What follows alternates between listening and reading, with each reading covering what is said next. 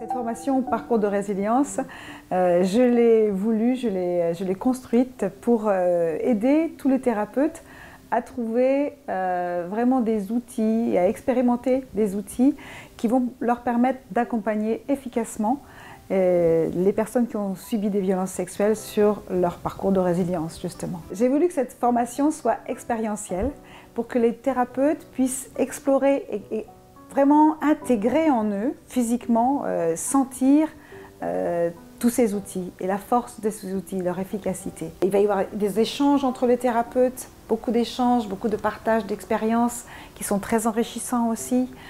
On va parler aussi de tout ce qui est diagnostic, toutes les questions autour des violences sexuelles, c'est-à-dire aussi effectivement porter plainte, pas porter plainte, l'âge légal, enfin la limite, l'âge, la majorité sexuelle, enfin toutes ces questions qu'on peut se poser et qui est important de savoir pour les thérapeutes quand ils vont recevoir des clients ou des patients qui ont subi des violences sexuelles, va se poser plein de questions pratiques en fait aussi.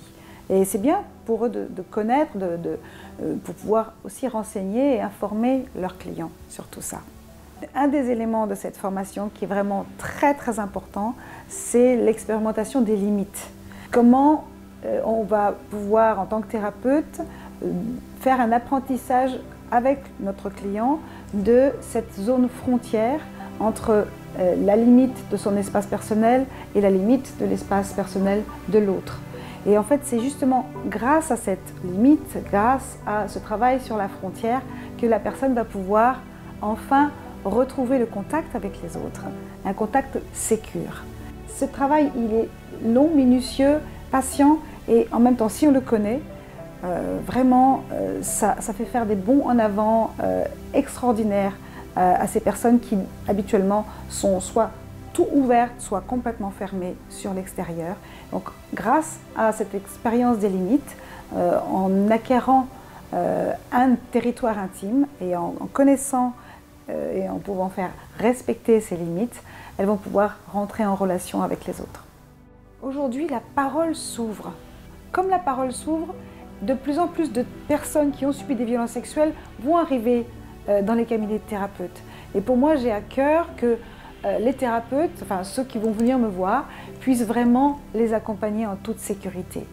La sécurité pour le thérapeute, parce qu'il va connaître ce parcours, il va savoir comment où est-ce qu'ils, à quel moment de leur processus les personnes arrivent et comment les accompagner vraiment vers la résilience.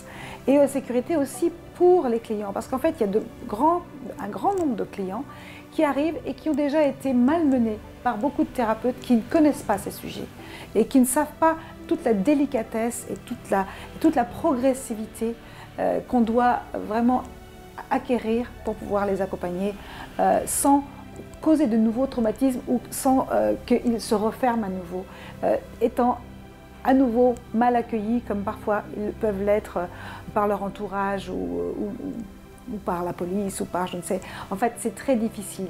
Il faut savoir que pour les personnes qui ont subi des violences sexuelles, c'est vraiment compliqué de s'ouvrir à quelqu'un en confiance. Donc pour qu'il y ait de la confiance, il faut qu'il y ait de la sécurité et le thérapeute peut leur apporter cette sécurité.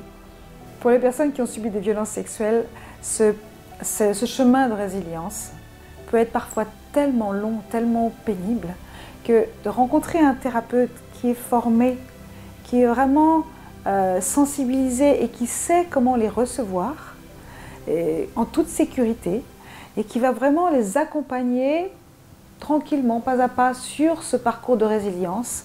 Ça va être vraiment un soulagement pour ces clients. Moi, je vois arriver dans mon cabinet des personnes vraiment en très grande détresse et qui, jusqu'à là, tiennent le coup. Hein. Bien sûr, elles sont quand même adaptées. Il y en a qui sont vraiment qui s'en sortent bien, mais en fait, dès qu'on commence à donner ce cadre sécurisant et qu'elles voient que je peux vraiment les accompagner vers cette résilience et de retrouver une vraie sécurité, leur vie s'épanouit tout à fait en fait.